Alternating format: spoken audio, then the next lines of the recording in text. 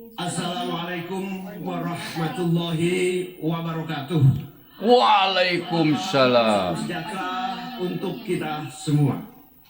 Hadratus Syekh Ki Hasyim Asy'ari, pendiri Nahdlatul Ulama, mengatakan petani adalah penolong negeri. Akan tetapi hari ini kita menyaksikan negara dan pemerintah abai terhadap nasib petani dan nelayan kita. Hari ini kita menyaksikan bukti bahwa hasil sensus pertanian BPS menunjukkan bahwa 10 tahun terakhir ini telah terjadi jumlah petani rumah tangga petani gurem berjumlah hampir 3 juta. Ini artinya 16 juta rumah tangga petani hanya memiliki tanah setengah hektar. Sementara ada seseorang yang memiliki tanah 500.000 hektar sebagai kekuasaan yang diberikan negara kepadanya. Di sisi yang lain, kita sangat prihatin. Upaya pengadaan pangan nasional dilakukan melalui food estate. Food estate terbukti mengabaikan petani kita, meninggalkan masyarakat adat kita, menghasilkan konflik agraria, dan bahkan merusak lingkungan kita. Ini harus dihentikan.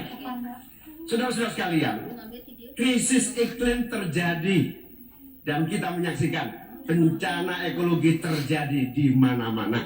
Negara harus serius mengatasinya.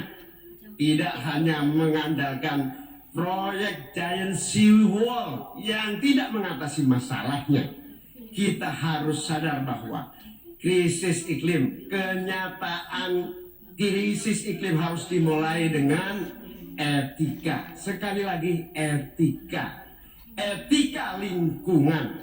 Etika lingkungan ini intinya adalah keseimbangan antara manusia dan alam. Tidak menang-menangan, seimbang manusia dan alam. Akan tetapi kita menyaksikan bahwa kita tidak seimbang di dalam melaksanakan pembangunan kita.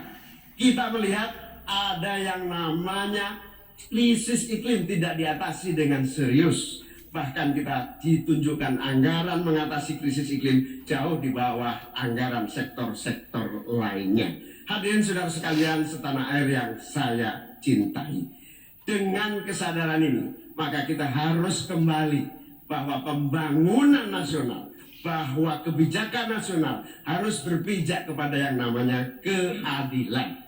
Keadilan iklim, keadilan ekologi, keadilan antar generasi, keadilan agraria, dan tentu keadilan sosial. Saudara-saudara sekalian, rakyat harus dilibatkan. Rakyat tidak boleh ditinggal karena pemilik negeri ini rakyat. Pemerintah hanyalah pelaksana dari pemilik negeri ini. Oleh karena itu, desa harus menjadi titik tumpu pembangunan. Petani, nelayan, peternak, masyarakat adat harus menjadi bagian utama dari program pengadaan pangan nasional. Reforma agraria harus menjadi kepastian distribusi lahan bagi para petani kita. Energi baru dan terbarukan harus digenjot, bukan malah dikurangi targetnya, diturunkan targetnya. Karena itu kita harus lakukan perubahan. Kita tidak boleh diam. Perubahan menghadapi masa depan kita dan generasi yang akan datang. Para petani dan seluruh warga bangsa yang terlibat, negara menunggu langkah kita bersama. Kita semua harus menghadirkan perubahan untuk Indonesia yang lebih baik. Cukup. Selepet dulu dong.